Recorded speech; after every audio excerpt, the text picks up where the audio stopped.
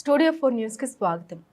జనసేన 21/21 విజయం సాధించడం అలాగే రాష్ట్రంలో కూటమి విజయం సందర్భంగా శ్రీకాళహస్తిలో సంబరాల వాతావరణం నెలకొంది. అలాగే జనసేన పార్టీ శ్రీకాళహస్తి ఇన్ఛార్జ్ శ్రీమతి వినోద్న కోట గారు మాట్లాడుతూ అనంతరం బాణసంచా కేక్ కట్ చేస్తూ జనసేన టీడీపీ బీజేపీ కూటమి ఎమ్మెల్యేగా భారీ మెజార్టీతో గెలిచిన బొజ్జల సుధీర్ రెడ్డి గారికి శుభాకాంక్షలు తెలిపారు. శ్రీకాళహస్తి నియోజకవర్గంలో కూడా ఇక్కడ కూటమి అభ్యర్థి బొజ్జల సుధీర్ రెడ్డి గారు టీడీపీ తరపున నిలబడ్డారు.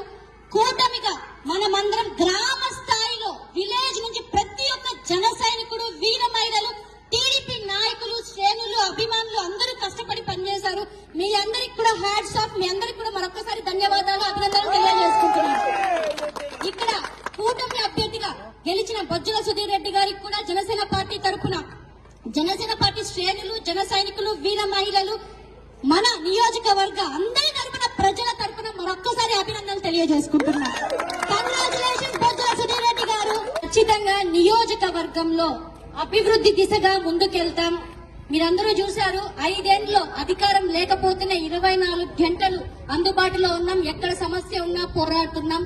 ఇప్పుడు అధికారం వచ్చింది, ఖచ్చితంగా అందుబాటులో ఉంటూ అరాచక పాలన అరికట్టే విధంగా శ్రీకాళహస్తి నియోజకవర్గంలో రౌడీ రాజకీయం, అరాచకమే లేకుండా చేస్తామని, ఈ కూటమి ఎలక్షన్స్ అప్పుడు కూడా ఎలాగ కలిసి పని చేశామో, కూటమి అభ్యర్థిని గెలిపించుకోవడానికి ఎంత కష్టపడ్డామో అంతే ప్రజల కష్టం కోసం ఇప్పుడు కూడా పడతాం. ఖచ్చితంగా అరాచక పాలనని, రౌడీజాన్ని అంతం చేద్దాం. మధుసూదన్ రెడ్డికి ఒక సలహా ఇస్తున్నా. పొద్దునే చూసా నీ ఫోటో ఎలక్షన్ కౌంటింగ్ రూమ్ లో ఎవరో పంపించారు. పాపం చాలా బిక్క ముఖం వేసుకొని ఏదో అమాయకుడి లాగా, డిటిడిసి కొరియర్ ఓనర్ లాగా, నువ్వు ముందు అదే పని చేస్తున్నావు అనుకుంటా. అలాగే ఉన్నావు కొరియర్లు వేసుకునే వాడిలాగా.